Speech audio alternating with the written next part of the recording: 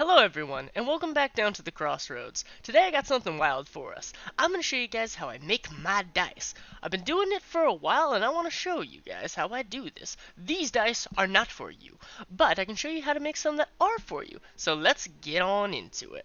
Alright, here with my supplies, I got my alcohol-based inks that we're going to use to color it up. Oh yeah, shake like crazy, past Blake. And then we got some mica powder that's going to add a little bit of sparkles. Our colors that we got here are based on the characters from my channel that I draw.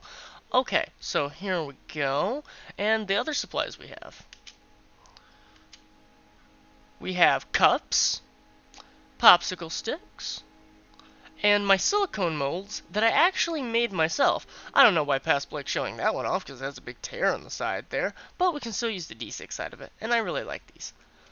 Alright, and then of course there's the epoxy resin that I use. I get my stuff from Essie. I'll leave the link in the description for you guys if you want to go ahead and check it out. I love this stuff. Always 100% hard. Great stuff. Of course we're going to need some gloves to protect ourselves. And I don't show it off here, but I'm actually wearing a mask. We got our little plastic cups that we're going to use to measure out our individual liquid. And here we go. We're going to go ahead and pour us out a cup of part A of the solution. Normally, you would keep this on the table and pour this, but for YouTube purposes, I needed to get these beautiful ooey gooey shots. Yeah. There we go. Oh, this is getting creepy. Okay, so we go ahead and make sure those are all the way full. It really matters how close you are in these measurements. You need to be super close. And then I go ahead and scrape any of the leftover. Like I said, super important that this stuff is like close. Next we go ahead and get part 2. And we're going to mix that up with a nice satisfying drip. This stuff's a little bit runnier than part A. I've noticed, depending on the brand that you get, it kind of varies which one is like the hardener and which one is the actual like epoxy goo stuff, so it's kind of weird. I really like this brand though, because it comes out nice and hard. Okay, we go ahead and we're going to make sure every little drop of that goes in, and we get into stirring. Now you have to stir this for like, my goal is 6 minutes. That's what I always say, stir for a solid 6 minutes, or until all the cloudiness is gone and you're left with this good clear epoxy here like I'm starting to get. You can kind of see the stick a little bit more than in the first time, and boom, we're getting it nice and clear. I also preheat my epoxy in a little warm bath to get rid of some air bubbles. I don't have a chamber, vacuuming, anything like that to remove the bubbles. This is just kind of for fun. So we're just going to free dump these, and it turns out pretty good if you go ahead and heat this. Don't go too crazy with the stirring. Alright, now we're going to go ahead with some sparkles. Yes, dump the sparkles in, past Blake. Do it. Yes! You didn't show us stirring the sparkles. What the heck, past Blake? Alright, but we're going to go ahead and prep our molds here now. You really want to make sure you're as prepped as physically possible. Technically, I did this before I even stirred the epoxy. I'm just going crazy with the order here. Now we're going to go ahead and separate this out into a few portions, because we're going to start working on the first dice, which is going to be me, because I'm the forerunner. Oh, I dropped the thing. Oh no, I was getting a popsicle stick. How clever of me. We're going to go ahead and drop a few doobly-doobs of this stuff right in. Now this red is like crazy, so you really don't want to go more than like 2. And then we want a solid color, so I'm going to go ahead with some white. Now, I know this now, but this actually makes pink more than it does my pants color that I'm going for. The burgundy look, which I actually have this entire outfit in real life. This isn't a joke. So we're going to darken it up a little. So I just want to bloop a little bit of that on there, so that way we don't get all the black and we can just darken the color up. See, give it like that dirty color. There we go. That's starting to look more like my pants. Yeah, my weird red pants that I insist on wearing out in public. Now go ahead and fill those just a little of the ways there. Yeah, perfect.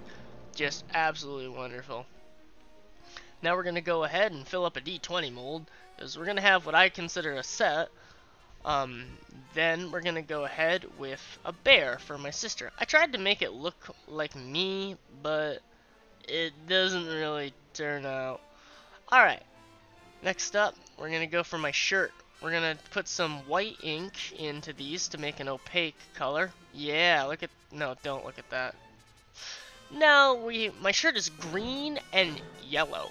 So we're gonna go ahead and add those colors. I got some lemon yellow and some, I think I used glass green, even though I know I hate glass green. I insist on using fruit green, but I do it all the time.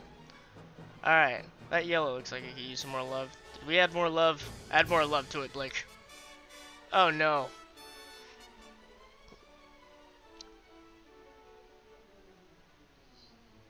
There we go. So I'm going to point these so I can twisty stir just like that.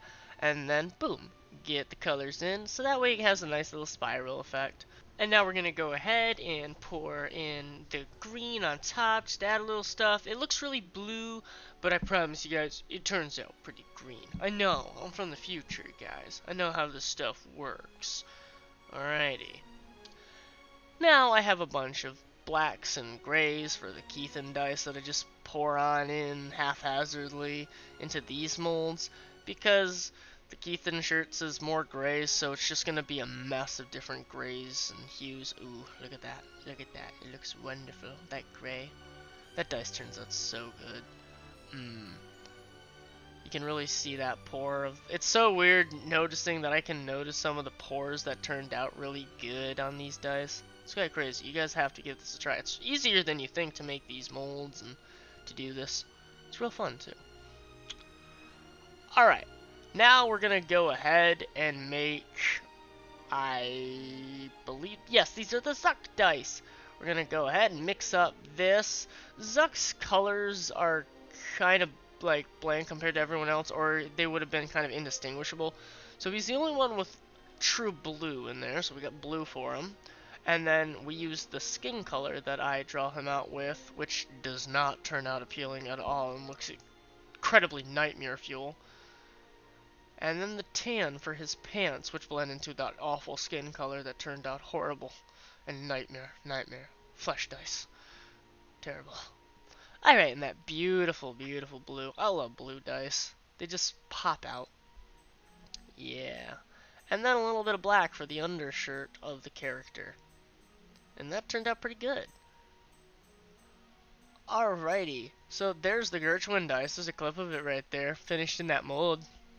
I don't show it being made, but, you know, it's there. Now I like to go through with a lighter and pop any surface bubbles that I have.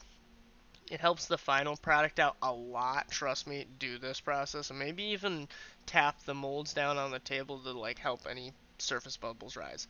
Now we're going to go ahead and make sure our molds are nice and secure. And then after some time passes, we get to unpeel like a Christmas present and notice a giant void in the me dice, but you know, that's life. But let's go ahead and check these bad boys out, even though I'm from the future and I know how they turned out. Oh, boom, and there's that. We got some surface bubbles just because of the nature of these dice. And I think it's time for me to get some new epoxy resin. Mine's starting to get a little old. And my molds need to be remade, which I can maybe one day show you guys how I do. That'd be a fun thing. If you guys like to see me make some molds, go ahead and leave me a comment. Alright, and there's the Keithan dice, which in my opinion turned out the best of this set. And yeah, open it. It's so hard to open these things one-handed. I'll tell you what, guys. It was challenging. And there's the Gertrude dice. It doesn't really reign true to the character, but it is one of my favorites. Alright, now, boom, like a zit, I popped out. And it's a beautiful dice, if not for that void. Really fun, hippy-dippy looking thing. Boom.